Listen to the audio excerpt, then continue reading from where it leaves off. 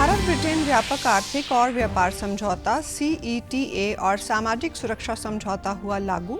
केंद्रीय वाणिज्य और उद्योग मंत्री ने दी जानकारी। चंडीगढ़ में स्पेशल इंटेंसिव रिवीजन के तहत एन्यूमरेशन जमा करने की प्रक्रिया हुई पूरी। 87% फॉर्म लोगों से किए गए कलेक्ट। और हरियाणा में जारी हुआ SIR का संशोधित शेड्यूल। अब 24 जुलाई 2026 तक चलेगा मतदाताओं के सत्यापन का कार्य। 3 अक्टूबर को आएगी अंतिम मतदाता सूची। नमस्कार, चंडीगढ़ से आपका स्वागत है। मैं हूं शैली तनेजा। अब समाचार विस्तार से। केंद्रीय वाणिज्य और उद्योग मंत्री पीयूष गोयल ने कहा कि भारत ब्रिटेन व्यापक आर्थिक और व्यापार समझौता CETA और सामाजिक सुरक्षा समझौता लागू हो गए हैं। इससे भारत के लगभग 99% निर्यात पर शून्य शुल्क के साथ बाजार पहुंच प्राप्त होगी और द्विपक्षीय व्यापार मूल्य का लगभग 100% हिस्सा इसके अंतर्गत आएगा। उन्होंने इस दिन को भारत ब्रिटेन संबंधों में एक महत्वपूर्ण उपलब्धि बताया है। एक सोशल मीडिया पोस्ट में उन्होंने कहा कि भारत ब्रिटेन मुक्त व्यापार समझौता भारत के वस्त्र, चमड़ा, रत्न और आभूषण, इंजीनियरिंग उत्पाद, समुद्री उत्पाद, रसायन, प्रसंस्कृत खाद्य पदार्थ, सूक्ष्म लघु और मध्यम उद्यम MSME, किसानों और निर्माताओं के लिए अभूतपूर्व अवसर पैदा करेगा।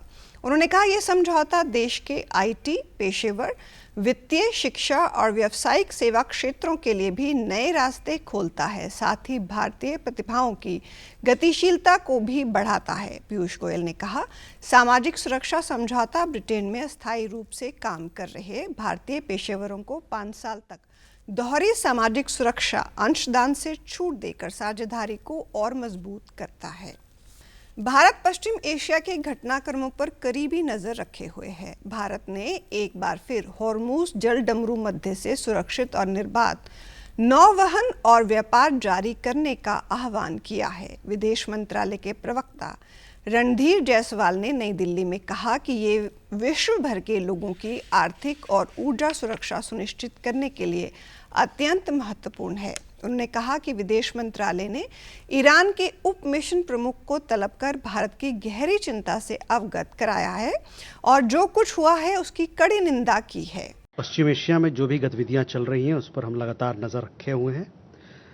हमारा मानना है कि स्ट्रेट ऑफ हॉर्मुज के रास्ते सुरक्षित और आज़ाद नौ परिवहन और व्यापार के पक्ष जिसका हम हमेशा से बात करते रहे हैं और ये ज़रूरी है क्योंकि इससे यह सुनिश्चित किया जा सकता है कि लोगों का आर्थिक सुरक्षा, उनके ऊर्जा का सुरक्षा पूरे दुनिया में, सिर्फ भारत में नहीं पूरे दुनिया में उस पर आधारित है और ये नौ परिवहन अगर आज़ाद तरीके से चलेगा तो उनकी आर्थिक और ऊर्जा सुरक्षा को सुनिश्चित किया जा सकता है। विदेश मंत्रालय के प्रवक्ता ने कहा कि एक भारतीय नागरिक की जान चली गई है और कई भारतीय गंभीर रूप से घायल हैं। प्रवक्ता ने कहा, भारत ने कड़ा विरोध दर्ज कराते हुए कहा कि इन मामलों को जल्द से जल्द रोका जाना चाहिए। साथ ही तनाव कम किया जाना चाहिए और दोनों पक्षों को बातचीत, संवाद और कूटनीति का मार्ग अपनाना चाहिए ताकि पश्चिम एशिया में शांति और स्थिरता सुनिश्चित की जा सके। ईरानी दूतावास के जो डिप्टी चीफ हैं उनको हम लोगों ने विदेश मंत्रालय में तलब किया।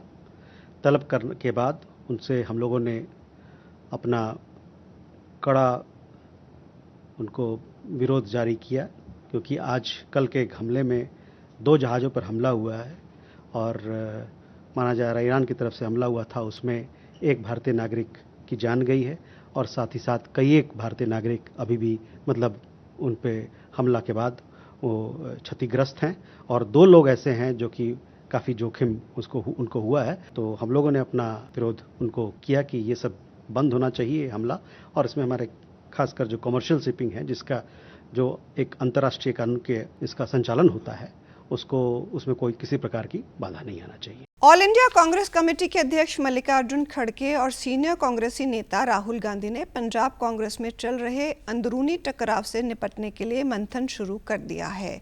अपने विदेश दौरे से वापस आते ही राहुल गांधी ने चर्चा और फीडबैक के लिए पंजाब कांग्रेस के इंचार्ज भूपेश बघेल को दिल्ली तलब किया है। भूपेश बघेल कल शाम को ही दिल्ली पहुंच गए थे और आज होने वाली बैठक में शामिल होंगे। मल्लिकार्जुन खड़गे के आवास पर हुई एक बैठक में राहुल गांधी के अलावा पार्टी के जनरल सेक्रेटरी के.सी. वेणुगोपाल भी शामिल थे। इस समय राहुल गांधी ने पंजाब कांग्रेस में चल रही बगावत और राजनीतिक हालात के बारे में भी रिपोर्ट हासिल की। इसके अलावा पंजाब कांग्रेस की अध्यक्षता के बारे में भूपेश बघेल की रिपोर्ट पर चर्चा भी की गई। इस दौरान अब पंजाब की पूर्व मुख्यमंत्री चरणजीत सिंह चन्नी गुट की नजरें हाईकमान के फैसले पर टिकी हुई हैं।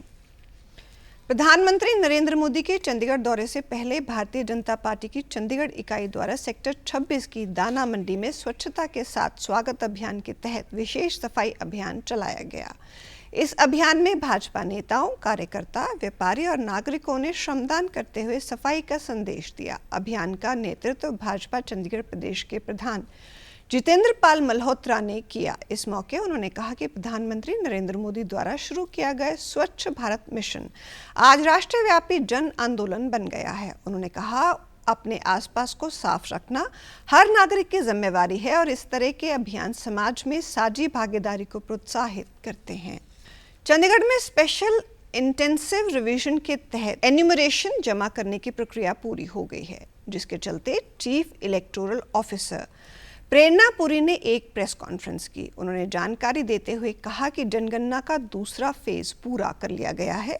15 जून से 14 जुलाई तक ये फेज चलाया गया था और इस दौरान अनेक जागरूकता अभियान भी चलाए गए और पोलिंग स्टेशन पर कैंप लगाए गए। इसके लिए 100% इलेक्टर्स को फॉर्म दिए गए थे और सभी इलेक्टर्स घर 3 बार विजिट किया गया। इन सब के बाद 87% फॉर्म लोगों से कलेक्ट किए गए। इसके अलावा 69,000 लोगों को नोटिस जारी किया जाएगा और उनको अपनी बात रखने का मौका मिलेगा। वोटर अवेयरनेस कैंपेन, जिसमें हमने स्पेशल फोकस एक किया वल्नरेबल सेक्शंस को, बुजुर्ग लोगों को, पीपल विद डिसेबिलिटीज़ के ऊपर, और साथ ही जितना भी हमारा होर्डिंग्स, बैनर्स, जो भी हम सोशल मीडिया के माध्यम से रीच आउट करने का एक प्रयास किया।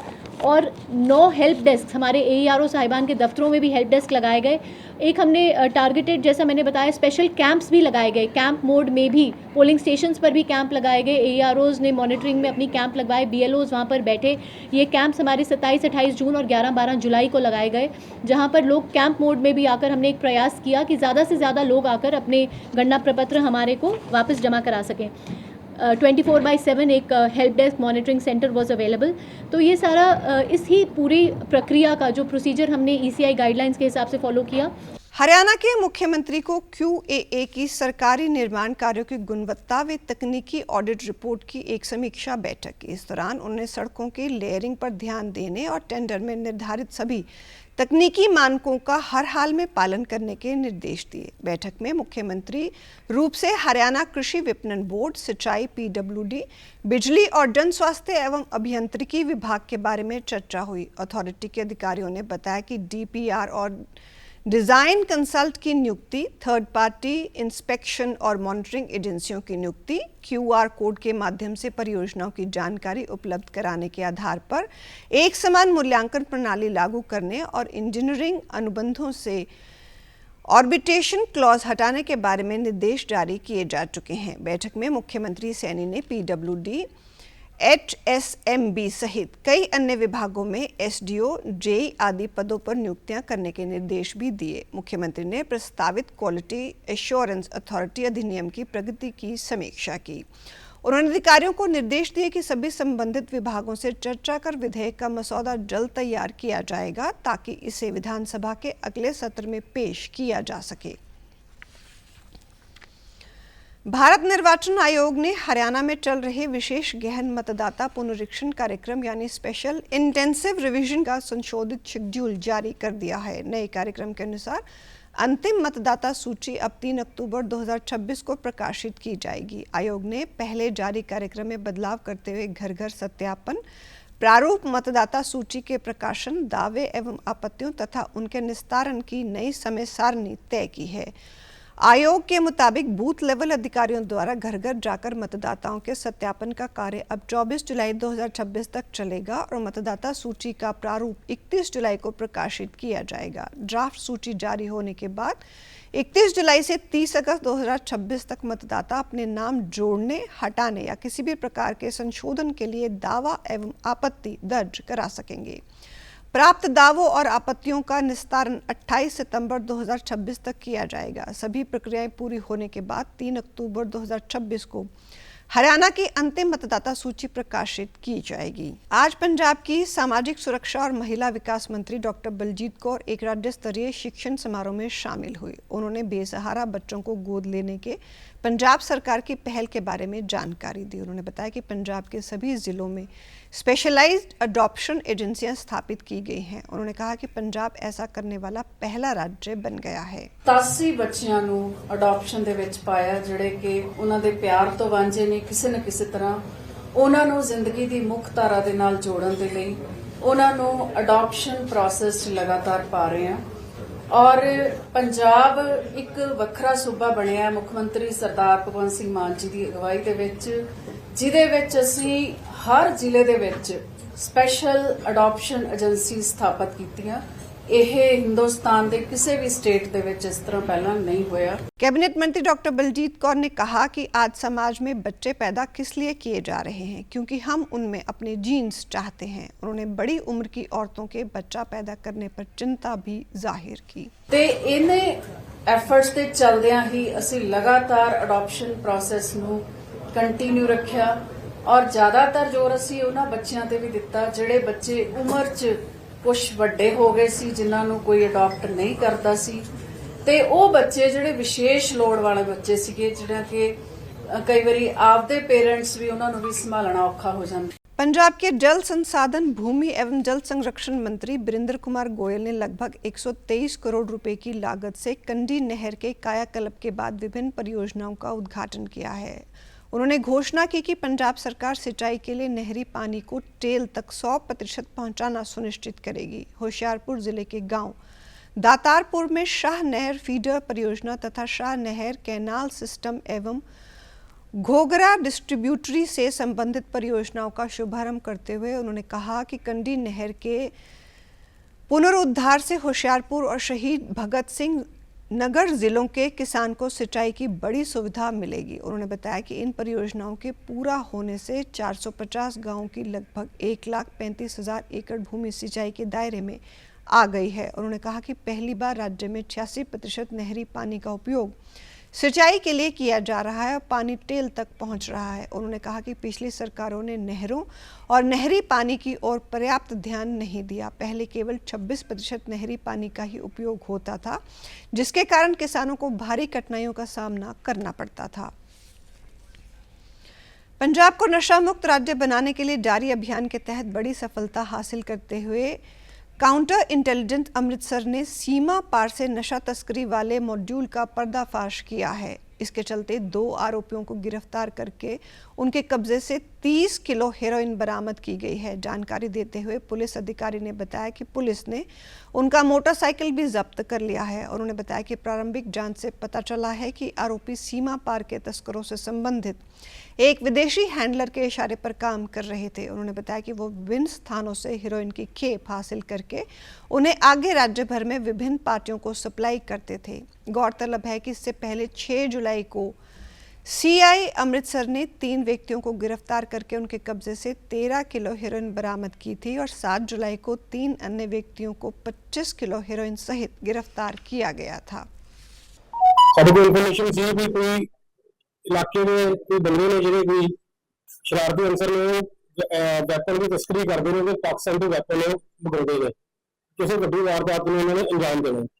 इन्होंने तहत असीं अपने सोर्स टैक्नीकल तौर पर अपने DSP अटारी यादविंदर, DSP डी नागरा ते नाल SHO करिंदा उन्होंने टीम सारे ने तालमेल करके एक बहुत ही वड्डा जिहड़ा हैगा सी प्रधानमंत्री नरेंद्र मोदी के दौरे को लेकर कल कैबिनेट मंत्री डॉक्टर अरविंद शर्मा ने जींद पहुंचकर तैयारियों का जायजा लिया। इस दौरान उन्होंने कहा कि प्रधानमंत्री के विजन के अनुरूप रैली को पर्यावरण अनुकूल रूप दिया जा रहा है। ये आयोजन न केवल स्वच्छ ऊर्जा आधारित परिवहन व्यवस्था को नई दिशा देगा, बल्कि भविष्य में होने वाले बड़े सार्वजनिक आयोजनों के लिए भी पर्यावरण संरक्षण का संदेश पेश करेगा। मौसम के मिजाज को देखते हुए लोगों के लिए वाटरप्रूफ पंडाल तैयार किया गया है और सोफे व AC लगाए गए हैं। अच्छा इंतजाम बैठने का, लोगों को किसी तरह से परेशानी ना हो। जो भी हरियाणा के कोने कोने से जो लोग हैं, किसी तरह की परेशानी ना हो, इस तरह के इंतजाम माननीय मुख्यमंत्री नायब सिंह सैनी जी के नेतृत्व में चल रहे। जितने भी लोगों के लिए इंतजाम है बैठने के, उससे डबल के भी ट्रिपल तो पंडाल में आ जाते हैं, उतने ही सड़कों पर होते हैं। बाहर लोगों में इतना चाव चढ़ता है। मौसम को देखते हुए व्यवस्थाएं होती हैं और बहुत अच्छे से व्यवस्था की गई है। कैबिनेट मंत्री ने बताया कि प्रधानमंत्री जिस हाइड्रोजन ट्रेन को हरी झंडी दिखाकर रवाना करेंगे वो जींद से पांडु पिंडारा, ललित खेड़ा और बवेवा होते हुए सोनीपत पहुंचेगी। 79 किलोमीटर की दूरी को ट्रेन 2 घंटे में तय करेगी। जींद से सोनीपत तक का किराया केवल 25 रुपये होगा। विश्व युवा कौशल दिवस के अवसर पर लोकसभा अध्यक्ष ओम बिरला ने कहा कि भारत की सबसे बड़ी ताकत उसकी युवा शक्ति है। सोशल मीडिया पर एक पोस्ट में बिरला ने कहा कि युवाओं की ऊर्जा, प्रतिभा और नवाचार विकसित भारत के सपने को साकार करने की सबसे मजबूत नींव है। उन्होंने विश्व युवा कौशल दिवस पर भारत और विश्व के कुशल युवाओं को बधाई दी और कहा कि आत्मनिर्भरता के लिए कौशल और प्रौद्योगिकी आवश्यक है। उन्होंने देश के प्रत्येक युवा से आधुनिक कौशल और नवाचार को अपनाने का आग्रह किया और विश्वास व्यक्त किया कि इससे भारत आने वाले वर्षों में विश्व के सबसे सक्षम और अग्रणी देशों में से एक के रूप में उभर सकेगा।